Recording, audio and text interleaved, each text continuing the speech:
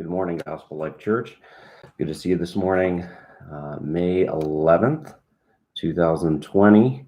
I can't believe we're already in May 11th, almost halfway through May. Pretty crazy, but we're back in the Psalms this week, and we continue on where we left off. So I'm going to read Psalm 20,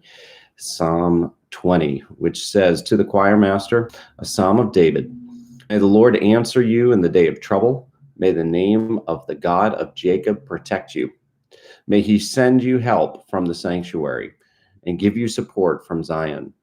May he remember all your offerings and regard with favor your burnt sacrifices. May he grant your heart's desire and fulfill all your plans. May we shout for joy over your salvation, and in the name of our God set up our banners. May the Lord fulfill all your petitions. Now, I know that the Lord saves his anointed.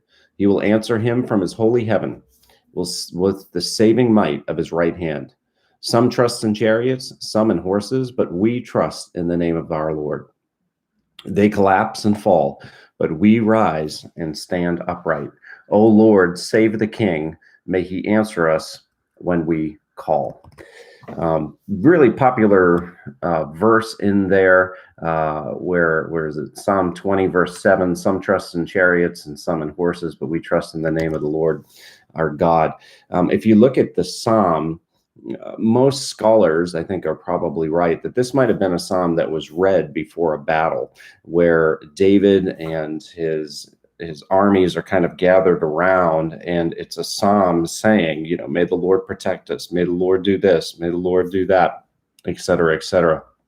What's interesting is, if that is the context, and I think that's probably right, if that is the context, then it's interesting that they make the statement that other people will trust in these things.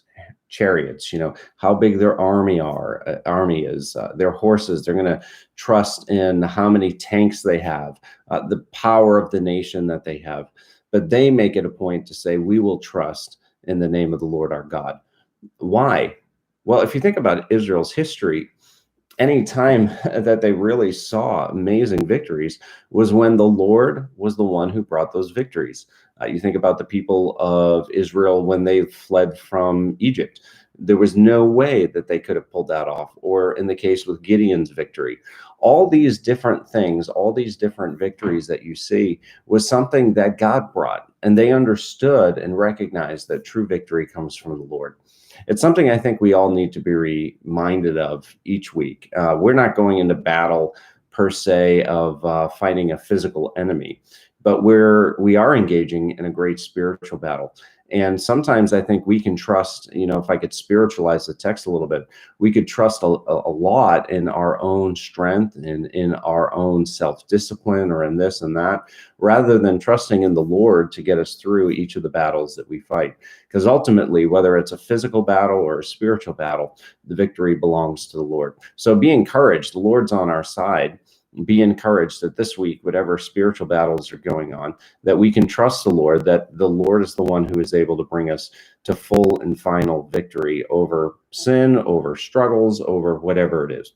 Trust in the Lord, be encouraged, know that he is the God who delivers. The world still looks like a pretty scary place, if you're honest, and as you look out there, but we have a God that we can rely on and trust on. I hope you dwell on that today. Hope you have a great day in the Lord. I'm looking forward to seeing all the different devotionals this week and the different Psalms. I hope you are as well.